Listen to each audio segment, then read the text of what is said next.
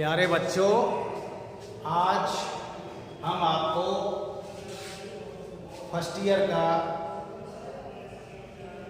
Economics के बारे में समझाएंगे।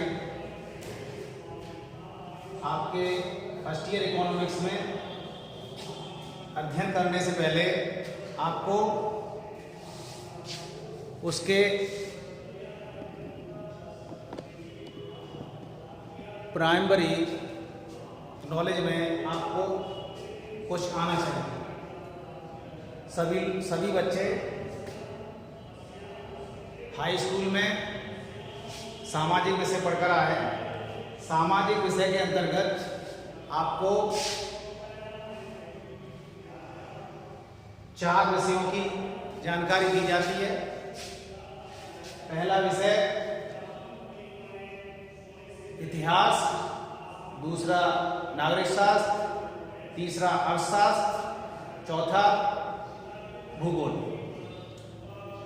इस प्रकार आप अर्थशास्त्र के बारे में बेसिक जानकारी आपको सामाजिक विज्ञान के अंतर्गत दी गई होगी।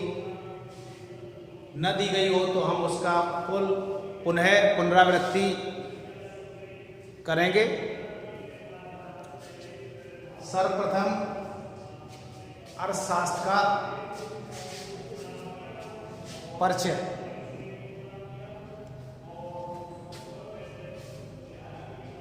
आपकी जो फर्स्ट ईयर इकोनॉमिक्स में बुक है वो है एक सांख्यिकी अर्थव्यवस्था के संबंध में। दूसरी बुक है भारतीय अर्थव्यवस्था का परिचय। तो पहली बुक है जो सांख्यिकी अर्थव्यवस्था के संबंध में, उसमें आपका पहला जो टॉपिक है वो है अर्थशास्त्र का परिचय। अर्थशास्त्र क्या है? सर्वप्रथम अर्थशास्त्र क्या है? अर्थशास्त्र 2 शब्दों से मिलकर बना है। एक है अर्थ, दूसरा शास्त्र। यानी जिस विषय के अंतर्गत हम अर्थ या धन का अध्ययन करते हैं उसको हम अर्थशास्त्र कहते हैं। जिस विषय के अंतर्गत हम धन या अर्थ का अध्ययन करते हैं उसी को हम अर्थशास्त्र कहते हैं। इस संबंध में विभिन्न अर्थशास्त्रियों द्वारा परिभाषाएं दी हुई हैं। इन परिभाषाओं में मुख्य रूप से धन संबंधी परिभाषा, कल्याण संबंधी परिभाषा और दुर्लभता संबंधी परिभाषा, चौथी विकास संबंधी परिभाषा, पांचवी आवश्यकता विहीनता संबंधी परिभाषा। तो सर्वप्रथम धन संबंधी परिभाषा। धन संबंधी परिभाषा को देने वाले मुख्य अर्थशास्त्री एडम स्मिथ हैं। एडम स्मिथ के अनुसार अर्थशास्त्र राष्ट्रों की संपत्ति, धन की प्रकृति तथा उसके कारणों की खोज से संबंधित विज्ञान है। एडम स्मिथ को आप अर्थशास्त्र का पिता भी कहते हैं, अर्थशास्त्र का जनक। इन्होंने अर्थशास्त्र को बहुत ही संकुचित क्षेत्र में बांध दिया कि अर्थशास्त्र का संबंध केवल धन से है। इस परिभाषा की विशेषताएं, धन ही अर्थशास्त्र की विशेषता या केंद्र बिंदु था। धन के अंतर्गत केवल भौतिक वस्तुओं को शामिल किया जाता है, सेवाओं को नहीं। इस प्रकार इनकी परिभाषा की आलोचना की गई। मनुष्य की अपेक्षा धन पर अधिक बल दिया गया। दूसरा, अर्थशास्त्र का संकुचित क्षेत्र कर दिया गया। तीसरा, आर्थिक मनुष्य की कल्पना, जहां पर कल्याण से संबंधित कोई भी संदेश नहीं दिया गया। दूसरे प्रकार की परिभाषा है कल्याण केंद्रित परिभाषा। कल्याण केंद्रित परिभाषा मुख्य रूप से हमारे जो अर्थशास्त्री हैं अल्फ्रेड मार्शल ने दी। इन्होंने अर्थशास्त्र को एक विषय के रूप में प्रतिस्थापित किया और इसलिए इनको अर्थशास्त्र का वास्तविक जनक कहा जाता है। इनकी परिभाषा बहुत महत्वपूर्ण है। इन्होंने अर्थशास्त्र को निम्न प्रकार परिभाषित किया। राजनीतिक अर्थशास्त्र अथवा अर्थशास्त्र मानव जीवन के साधारण व्यवसाय का अध्ययन है। इसमें व्यक्तिगत एवं सामाजिक क्रियाओं के उस बात का परीक्षण होता है जिसका कल्याण के लिए आवश्यक भौतिक पदार्थों की प्राप्ति एवं उसके उपयोग से निकटतम संबंध होता है। तीसरे प्रकार की परिभाषा दुर्लभता संबंधी परिभाषा, इसमें मुख्य रूप से जो नाम आता है वो प्रोफेसर रॉबिन्स, इन्होंने अपनी पुस्तक एंड ऐसे on the nature and significance of economic science में अर्थशास्त्र के नए दृष्टिकोण को परिभाषित किया और अपने शब्दों में कहा, अर्थशास्त्र वह विज्ञान है जो विभिन्न उपयोगों वाले सीमित साधनों तथा उद्देश्यों से संबंधित रखने वाले मानवीय व्यवहार का अध्ययन है। रॉबिन्स की परिभाषा के मूल तत्व थे, मनुष्य की आवश्यकताएं असीमित होती हैं, जैसे एक आवश्यकता की पूर्ति होती है वैसे ही दूसरी आवश्यकता सामने आ जाती है। मनुष्य के पास साधन सीमित होते हैं और आवश्यकताएं असीमित होती हैं। इसकी किस प्रकार इन असीमित आवश्यकताओं को पूरा किया जाए वो रॉबिन्स ने अपनी परिभाषा में बताया। इसके बाद चौथे प्रकार की परिभाषा जो आती है वो आवश्यकता विहीनता संबंधी परिभाषा, वो किसके द्वारा प्रस्तुत की गई, प्रोफेसर जे.के. मेहता जो हमारे प्रथम भारतीय अर्थशास्त्री थे। इनके अनुसार अर्थशास्त्र वह विज्ञान है जो आवश्यकता विहीनता की स्थिति में पहुंचने के लिए मानव व्यवहार का अध्ययन करता है। इन परिभाषा के मुख्य रूप से जो विशेषताएं थी, यह परिभाषा मनोविज्ञान तथा नैतिकता पर आधारित है। ये प्रोफेसर मेहता सदृष्टि के स्थान पर सुख की प्राप्ति को मानव जीवन का लक्ष्य मानते हैं। प्रोफेसर मेहता अर्थशास्त्र को आदर्श विज्ञान मानते हैं। यह परिभाषा साम्यवादी अवस्था का समर्थन करती है। प्रोफेसर मेहता के अनुसार अर्थशास्त्र की प्रकृति स्थितिक है। पांचवीं प्रकार की परिभाषा है विकास केंद्रित परिभाषा। इसमें मुख्य रूप से जो अर्थशास्त्री थे प्रोफेसर सैमुअलसन, इन्होंने अर्थशास्त्र को एक ऐसा अध्ययन है जिसमें मनुष्य तथा समाज मुद्रा के प्रयोग तथा उसके बिना सीमित साधनों का उत्पादकीय ढंग से वैकल्पिक प्रयोगों में डालकर निश्चित समय से वस्तु पैदा करते हैं तथा इन्हें वर्तमान तथा भविष्य में विभिन्न लोगों तथा समाज के समूह में उचित ढंग से वितरित करते हैं। विशेषताएं, सीमित आवश्यकताओं तथा सीमित साधनों के कारण चुनाव की समस्या पैदा होती है। विभिन्न आवश्यकताओं को पूरा करने के लिए उपलब्ध साधनों का उचित प्रयोग करना चाहिए। अर्थशास्त्र का संबंध आर्थिक समस्याओं के समाधान के लिए उपयोगों का सुझाव देना भी है।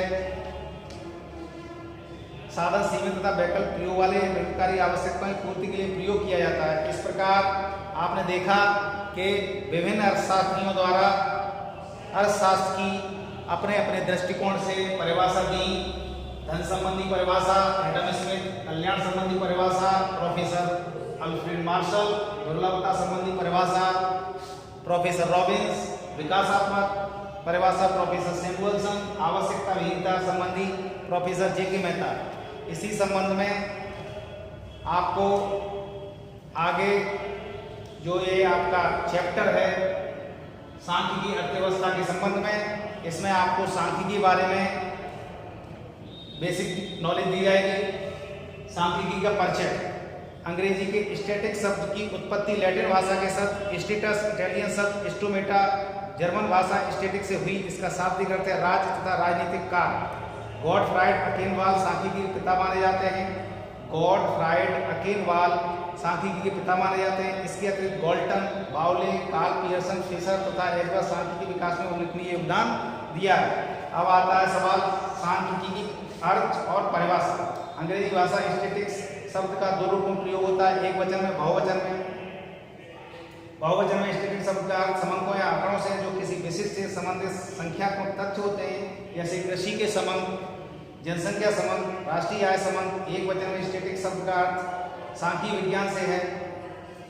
एक वचन के रूप में सांख्यिकी की परिभाषा मुख्य रूप से डॉक्टर बाउले, इन्होंने सांख्यिकी गणना का विज्ञान है। सांख्यिकी को उचित रूप से औसतों का विज्ञान कहा जाता है। इसी प्रकार से बॉडिंगटन के अनुसार सांख्यिकी अनुमानों एवं संभावनाओं का अध्ययन है। व्यापक परिभाषाएं, किंग के अनुसार गणना अथवा अनुमानों के संग्रह के विश्लेषण के आधार पर प्राप्त परिणामों को सामूहिक, प्राकृतिक तथा सामाजिक घटनाओं पर निर्णय करने की रीति को सांख्यिकी विज्ञान कहते हैं। शेलिंगमैन, सांख्यिकी वह विज्ञान है जो किसी विषय पर प्रकाश डालने के उद्देश्य से संग्रह किए गए आंकड़ों के संग्रहण, वर्गीकरण, प्रदर्शन, तुलना और सांख्यिकी रीतियों का विवेचन करता है। बहुवचन के रूप में सांख्यिकी परिभाषाएं मुख्य रूप से वेबस्टर के अनुसार समंक एक राज्य की जनता की स्थिति संबंधित वर्गीकृत तथ्य तथा विशेष रूप से वे तथ्य जिन्हें संख्याओं की तालिका या किसी सारणीकृत या वर्गीकृत व्यवस्था में प्रस्तुत किया जाता है, उसको हम सांख्यिकी कहते हैं। डॉक्टर बाउले, समंक अनुसंधान के किसी विभाग में ऐसा संबंधित तथ्यों, ऐसे संख्यात्मक विवरण है जिन्हें एक दूसरे से संबंधित व्यस्त किया जा सके, इसको हम व्यापक परिभाषा के रूप में देखते हैं। इसी प्रकार से आगे है समंक के प्रमुख लक्षण। समंक के प्रमुख लक्षण, समंक प्रमुख